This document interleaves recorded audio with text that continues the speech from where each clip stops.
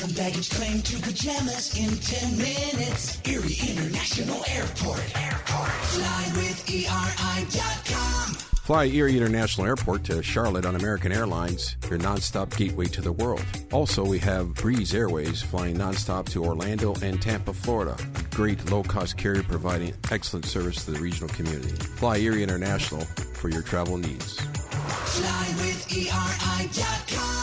All year round, Frontier Home Products and Design has what you need to make your home comfortable and beautiful. Relax on a new timber tech deck designed by Frontier's experts. A new fireplace from Frontier Home Products Fireplace Gallery adds warmth and serenity to any home. Beauty and versatility at Frontier Home Products and Design Center, 4213 Peachtree, East 5th, next to the Bayfront Highway. Frontier Home Products and Design Center. Discover a new frontier. PA contractor number PA 039007. Welcome to TalkErie.com's Joel Natale Show, Erie, Pennsylvania's daily podcast. Every day, we tackle the biggest issues that the Erie PA region faces. Stay informed and involved as we advance the narrative of Erie. Now, here's Joel Natale. Dr. Getz, thank you so much for joining with us. Oh, it's my pleasure, Joel. Thank you for having me. Alrighty, so it's been a while since we chatted here. We talked a little bit off the air about how the university is coping with the snowfall. You're back in session today, right? We are back in session today, and we were remotely in session yesterday. Okay. So we just had the 2 days off. Correct. And finals coming up. And do you do a J term at Mercyhurst? We do not have a J term, so we have finals next week, and the students will make their way home or somewhere else for the Christmas holidays. How about December commencement coming up? We do not commence in I don't think that's the right verb, but we don't commence in December. We just have one a year, so students who finish in December just join the May commencement. All right. I want to talk about what Mercyhurst is famous for because, for years and years it was, criminal justice, right? It was hotel and restaurant management, the cybersecurity thing. Are those still ringing true, or have other majors kind of cropped up that are becoming very popular? Because kids, we talk about kids these days. What are they interested in, right? Would be good to know what that is. Yeah, so the three that you mentioned are still among our most highly enrolled programs: criminal justice, hospitality, management, and I think now I don't remember which. But cyber security. Yeah. So those are intelligence, I should say. Really. Yeah. Those are among our most highly enrolled programs, and also very good news. They're also, according to a study we recently had done, very well poised for growth. So that's very good news for us. The other areas where we have a lot of strengths: data science. All students are interested in that. We have longstanding strength in forensic studies with the fame of Dr. Dirk Mott and so forth. And we are seeing a lot of interest this year for students to come in the fall in political science. And I attribute that to the visibility of Dr. Joe Morris and through the election season. So those are some of our highly enrolled or growing enrollment programs. We're also seeing, Joel, some increasing interest in any of our programs that one way or another seem to relate to athletics. So sport medicine, athletic training, sport business, that has been growing for a little while, but it really seems to be taking off this year, which we are attributing to our recent move to Division I athletics. Yeah, we're going to talk about that in a second, because that's really the kind of the big story here at Mercyhurst is the jump to D1. When young people 18, I mean, again, do you know what you want to do when you're 18, 19 years old? It's tough, right? Yeah. One of the things that I talk to prospective and all students about, well, young students about, I hope by the time they're seniors, they have at least an idea what that first professional step will be. But I do talk to them about that it's okay not to know, coming in, what they want to study, that they should take advantage of the really rich core curriculum we have, which introduces them to a lot of different subjects and allows them to figure out what might be best for them. I also oftentimes share with them my career path, which was certainly not a straight line, and let them know that you can start out in one place and end up in another place, and have a very successful career that way. And when I talk to them about that, I say the big thing is you've got to be willing to take risks. Yeah, absolutely. Talk too about this concept that, again, my sense is that oftentimes it's both parents and maybe even student attitudes are, well, this is about getting me the big job, as opposed to that, back in the day, it was this well-rounded humanities, you had a full university experience. What's your take on that, Dr. Getz? Well, the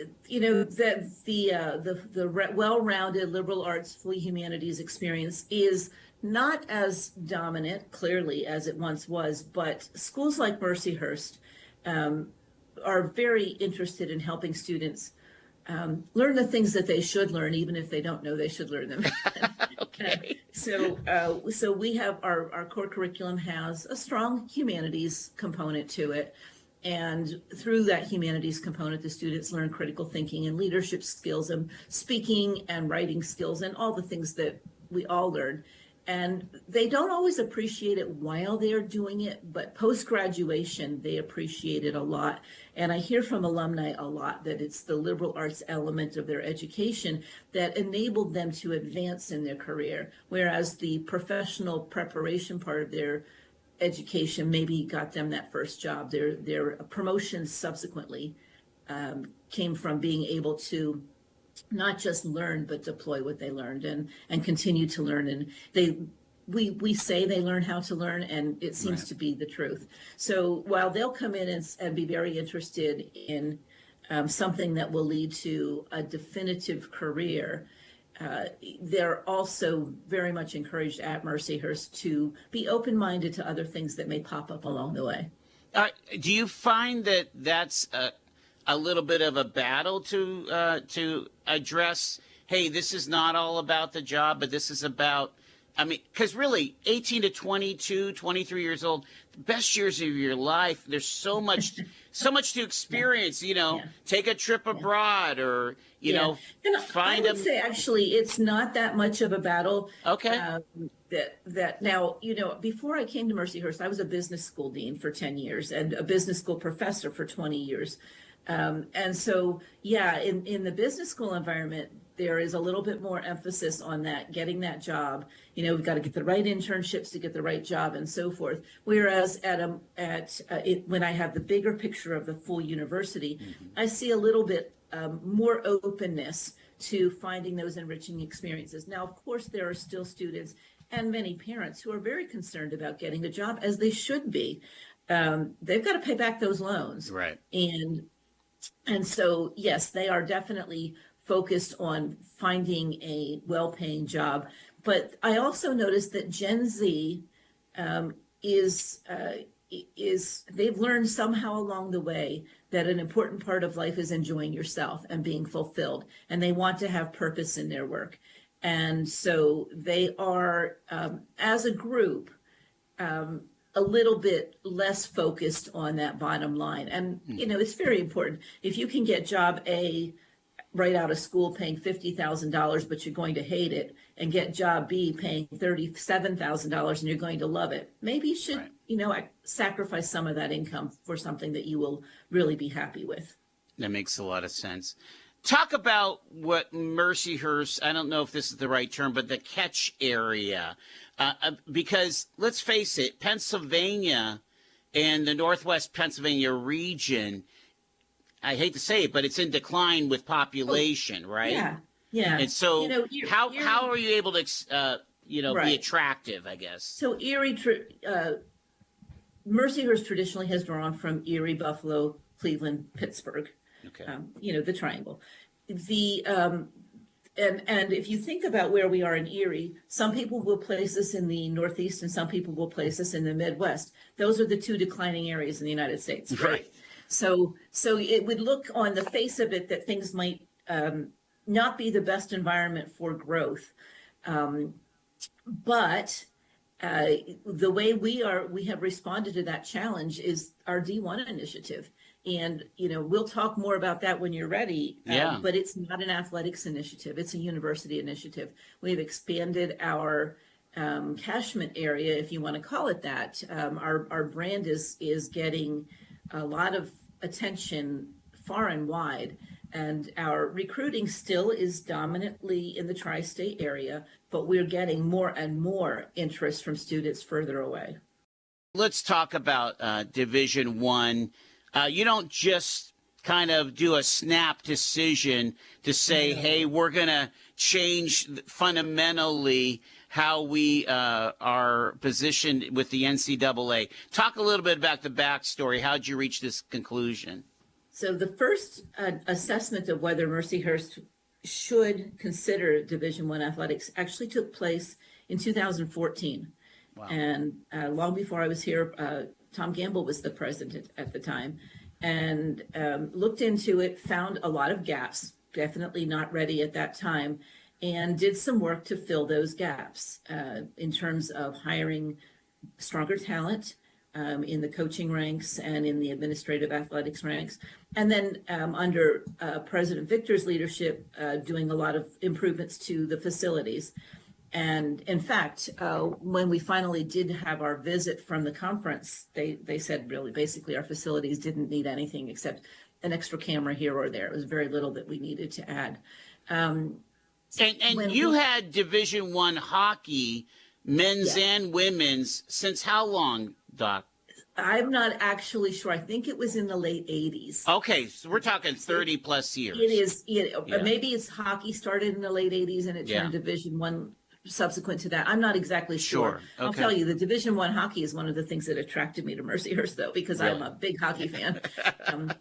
So this has been a decade in the making, basically. It was a long time in the making, and we actually did the analysis once again my first year at Mercyhurst, and at that time said we need to wait for the perfect window of opportunity because it is expensive to make this move. There's some upfront costs, and that window of opportunity came when the Northeast Conference started seeing some of their schools migrate to other Division I conferences, and they were looking for some additional schools.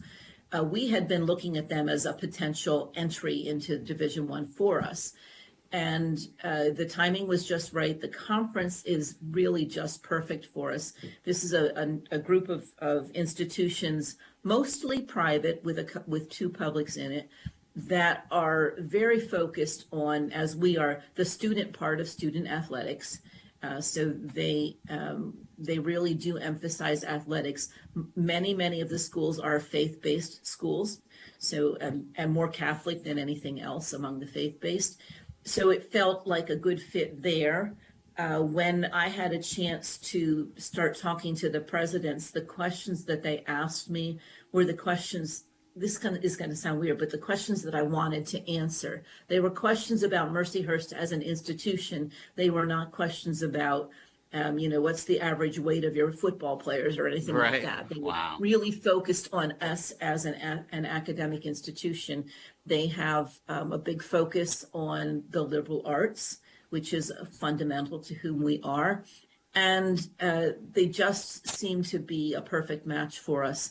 When they came to campus after we had been through the initial paperwork part of the application process, they came to campus and presented to the leadership group, the cabinet, the members of the cabinet who had been skeptical, thinking, oh no, we don't want to become Ohio State or Penn State, began to recognize that that's not what this meant at all. That being Division I means being at the upper echelon of athletics in terms of student athletics. And it means really focusing on excellence across the board. And that it's an indicator, quite frankly, to potential students of excellence across the board. Many of our young students, potential students, have told me they're not athletic at all. They don't care even, to run down the street. But when they saw we were going Division I, they were very, very excited because they said that's going to tell everybody Mercyhurst is a great place to be. It's a great quality institution. So we made the decision. We figured out how we could raise the money for those entry fees and those kinds of things.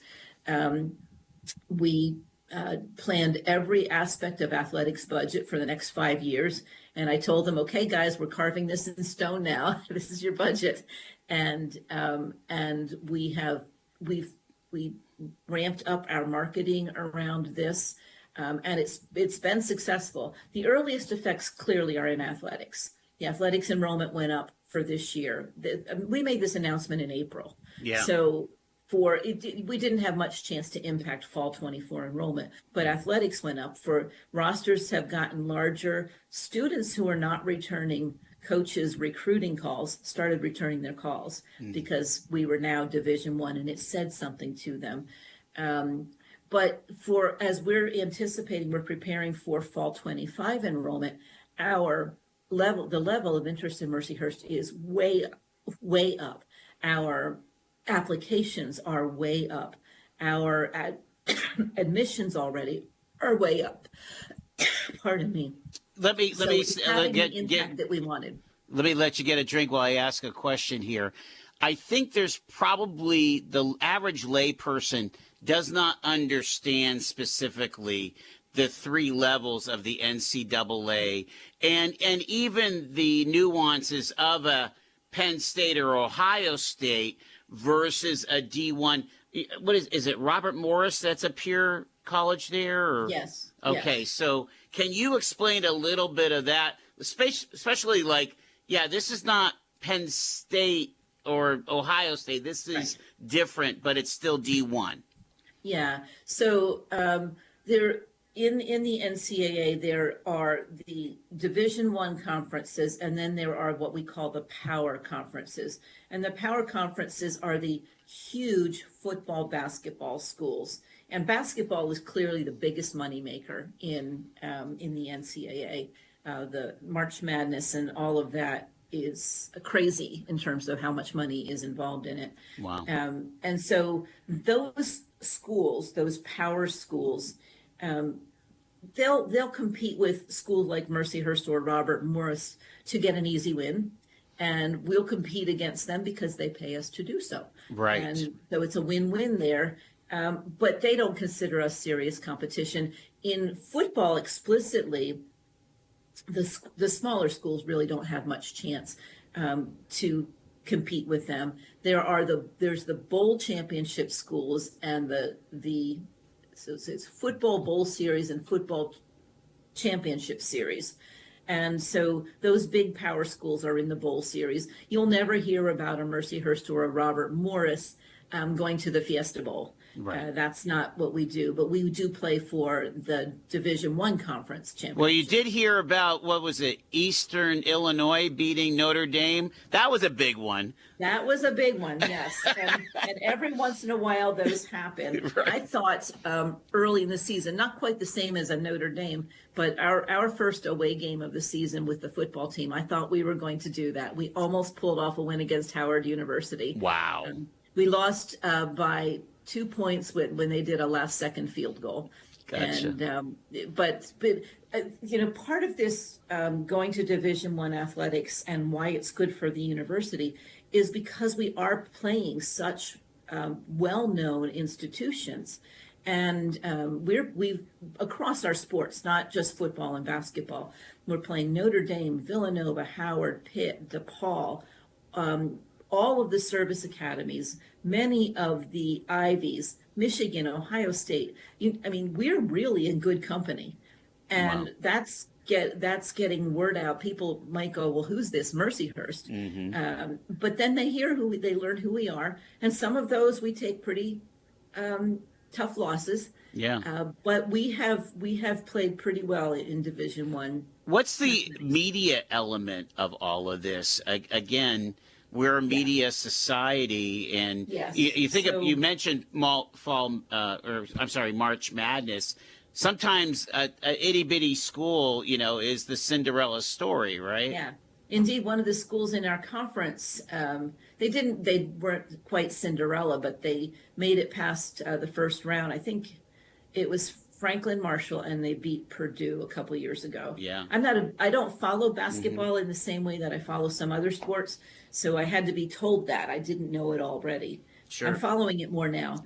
But in terms of the media, we have been on ESPN now, and every once in a while we get a little mention on one of the other on a network, just because something exciting happens. And there was the day after we almost beat Howard, the Sunday morning football show. I don't even know what it's called, but they led without the story of Mercyhurst almost pulling it off against Howard, who the previous year had been the conference championship.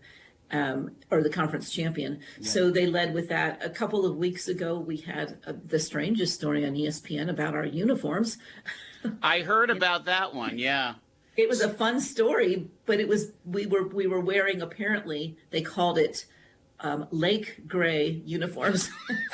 and I'm up against the news break, but yeah. You've definitely noticed a significant difference between last year D2 and this year D1. Absolutely. Yeah. Absolutely. In so many ways, but it's in terms of the attention we are getting within Erie, certainly, but across the market.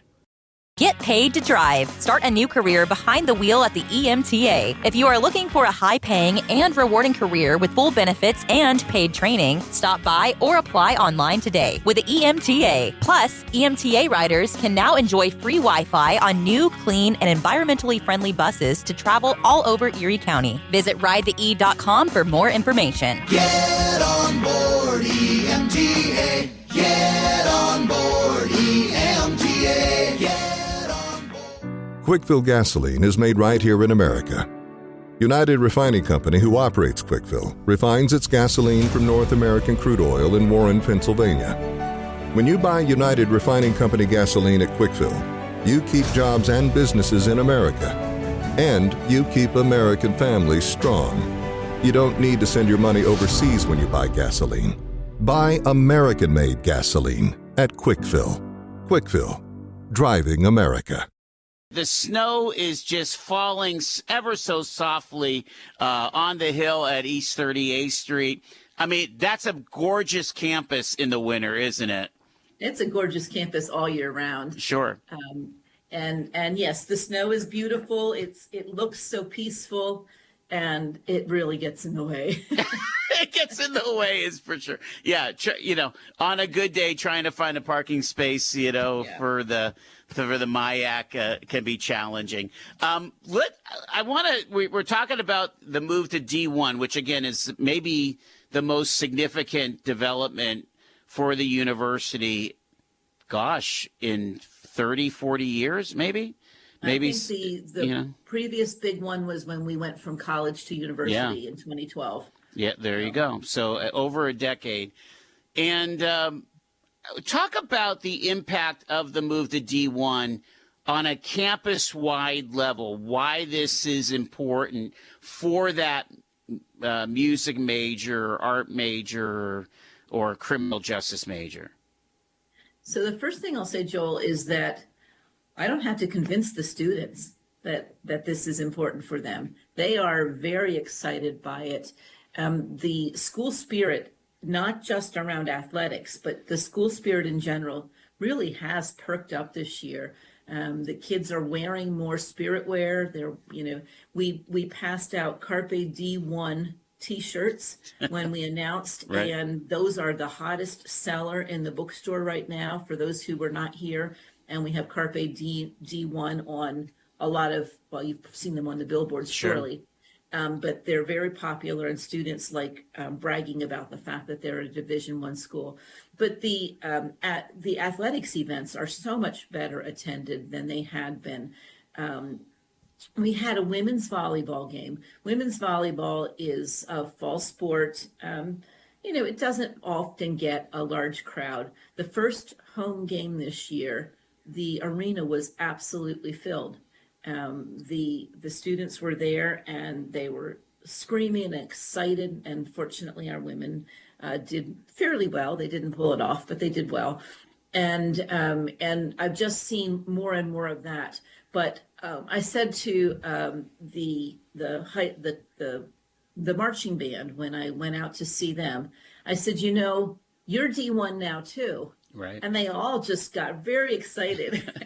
The fact that because they're considered an athletic band. Sure. I said, you're Division I. And I said when I go out and I talk to the choir or the dance troupe, I said, you're all Division I now because Mercyhurst is Division I. And that means we expect you to step up to a new level. And gosh darn it, they're doing it. It's not just that the students are rising to the level of competition on the field. We have the marching band this year was absolutely fantastic.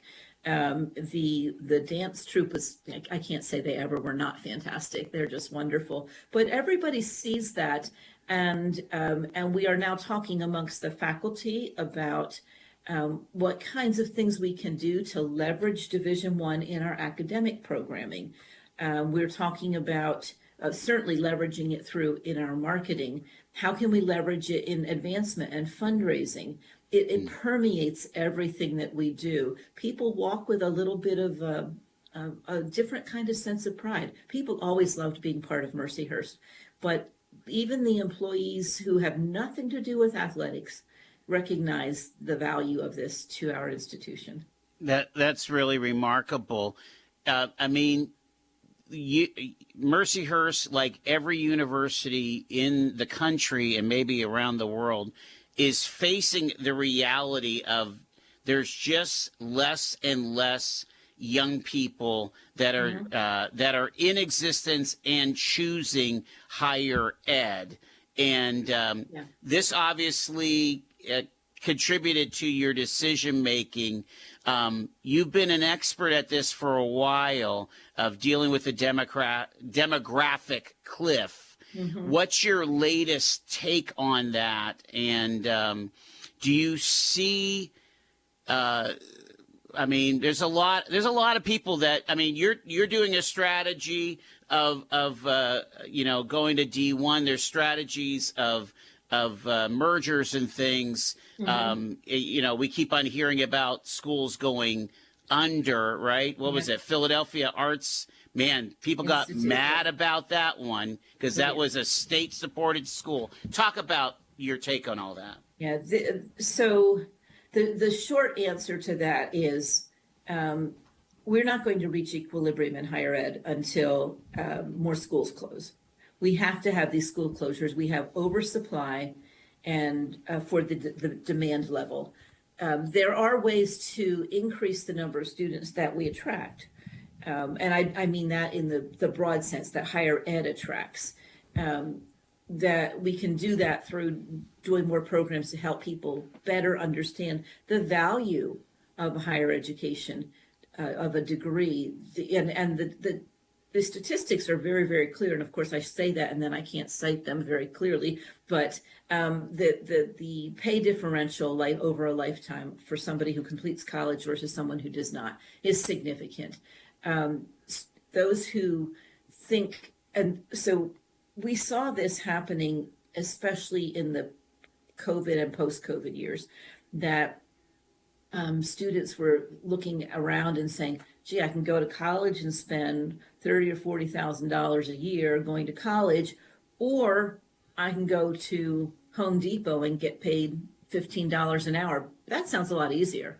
And they were making really short-sighted decisions that 18-year-olds sometimes make. What we're seeing now is a little bit of a return to the former model, where there's a more likely to be an assumption that you go to college.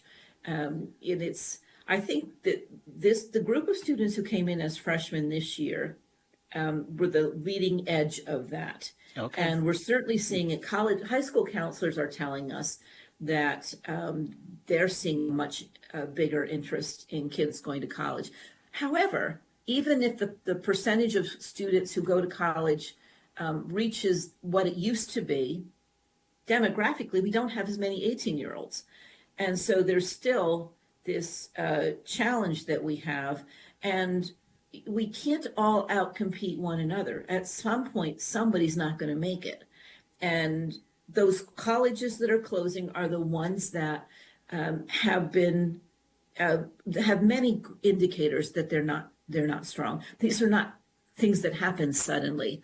They're over leveraged. They are under enrolled, and their enrollment is declining year over year over year. Their discount rates are hitting 70, 80, 90%. So what does that mean? What's a discount rate? That's the financial aid that they provide. Oh, so wow. If you charge $100 for a credit hour, but then you give the student $70 as financial aid, you're really only getting $30 for that credit hour.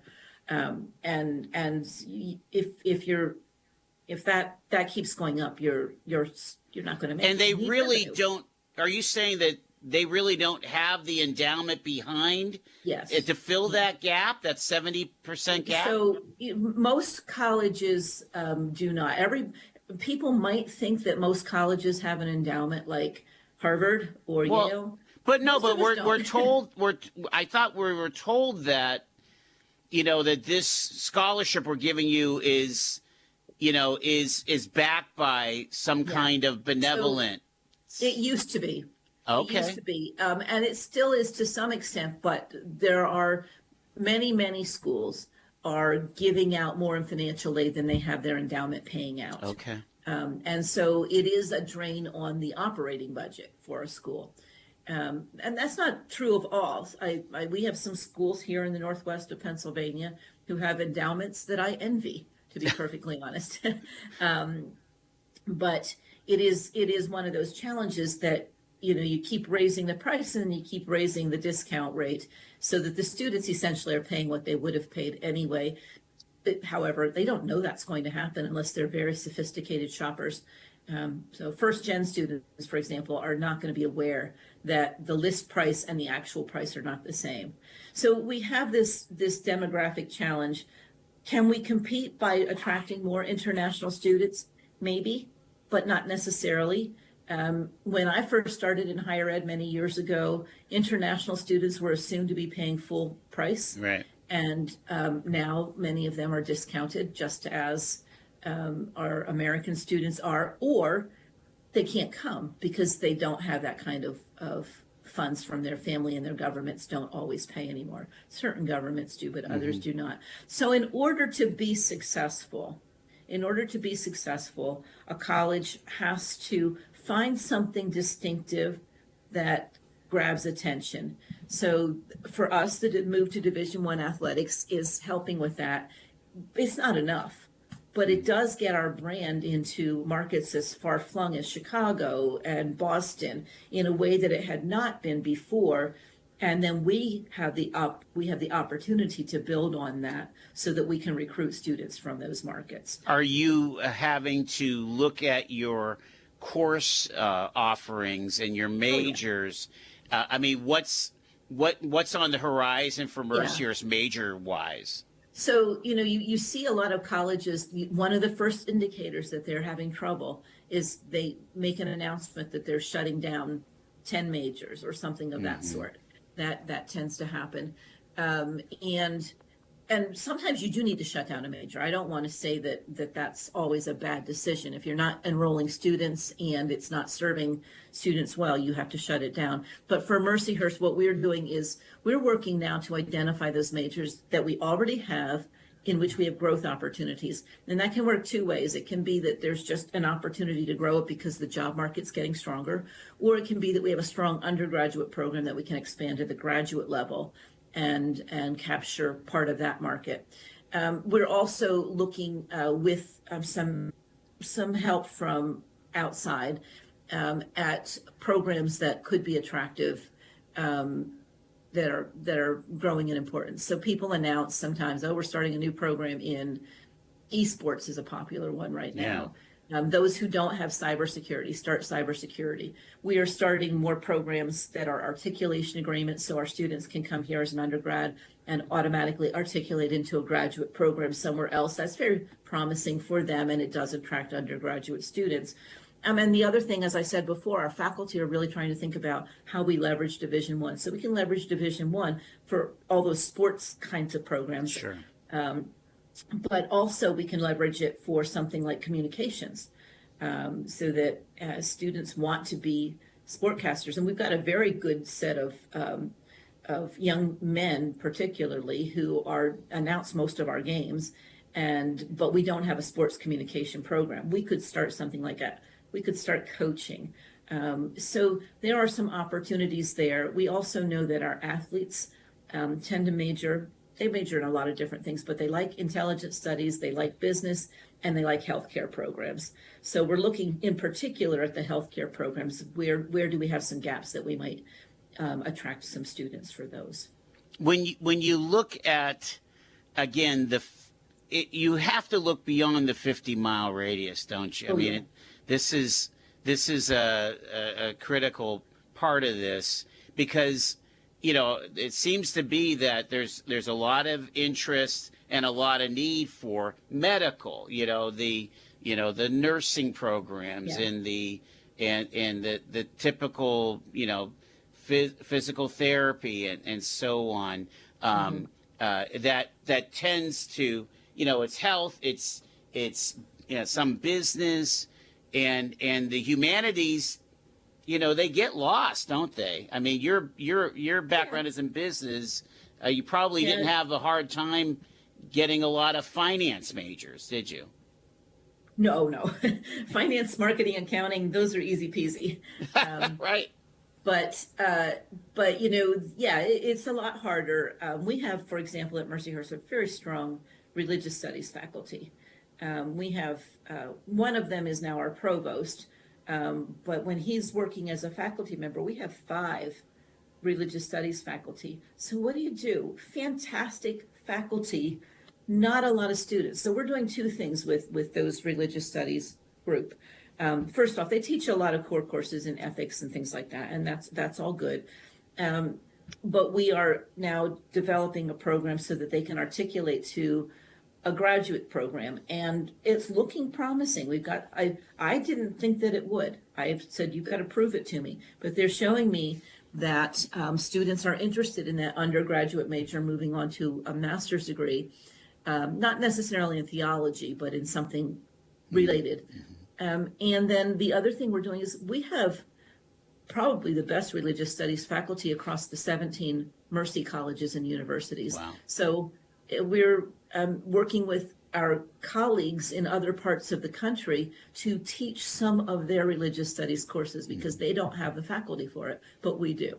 And that's another way that you can be successful, is by collaborating with other institutions, short of a merger. You don't have to go that far. You just have collaborations across different kinds of programs. But I mean, it's nothing to have to do the Penn West model with Gwen and Mercy in Philadelphia, right? I mean, really. Yeah. So it is not nothing. It's hard. Okay.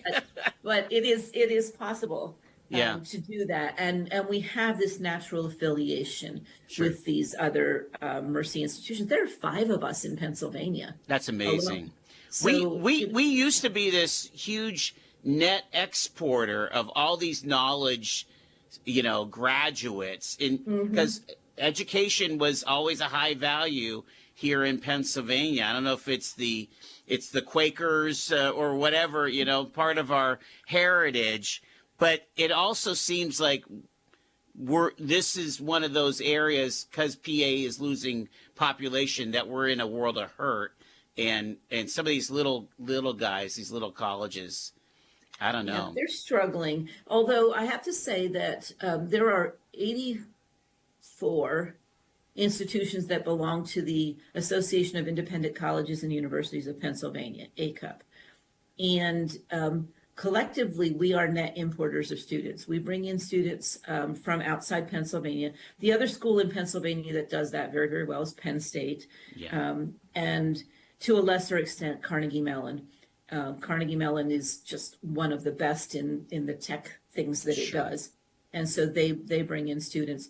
But amongst the private schools, we struggle. There have been, I'm trying to think the number. It was I had the number at my fingertips and I don't anymore. But in the last 2 years, 6 schools in Pennsylvania have closed altogether. What, 2 quick questions for you, Dr. Getz, and we'll let you go. AI, how are you guys wrestling with that at Mercyhurst? Is it going to be a partner or is it an adversary for university? It's definitely going to be a partner. We can't let it be an adversary. Okay. That would be like saying back in the day, the internet would be an adversary. Right. You just can't do that. It's here. It's real. Many people don't know what to do. We've got some faculty developing AI curriculum, mostly embedded within other programs right now. But our cyber faculty and our data science faculty are working on this and developing a course here and a course there. We don't yet have a full AI curriculum.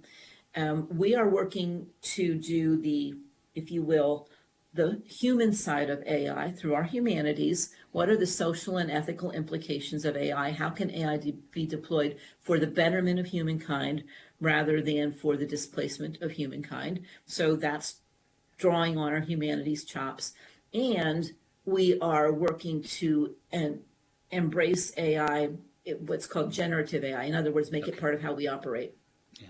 Finally, it's really important, but we don't know how to do it yet. It's hugely important. Finally, a lot of listeners are Mercyhurst alums. You mentioned a couple times that this is going to be an expensive venture. Are you plugging into that alumni network, and how could folks connect with you guys to be partners? Higher ed's always an expensive venture, but we certainly appreciate our alumni giving to us, and we have started some endowments with, for example, one of our board members started an endowment to eventually offset faculty coaches in football. I had another alum, a senior, who said, I'm really excited about what you're doing with Division I. I'm going to give you $200,000, but I want you to use it for academics. I don't want you to use it for the athletics piece. It's understanding that you can't be successful in athletics and not successful in academics. Sure. We won't work that way. So, but we would welcome, and on almost every page of our website, there's a give button. So if you're so inclined, please be so inclined. You can find that give button very easily. And if you really want to talk to somebody, if you have no other way to find them, ask me and I'll get you connected with the right people. Dr. Kathleen Getz, the president of Mercyhurst University, thank you so much for taking the time. Great to see you. You've been listening to The Joel Natale Show, Erie, Pennsylvania's daily podcast from TalkErie.com. Subscribe to our show on your favorite podcatcher and get involved by emailing joel@TalkErie.com.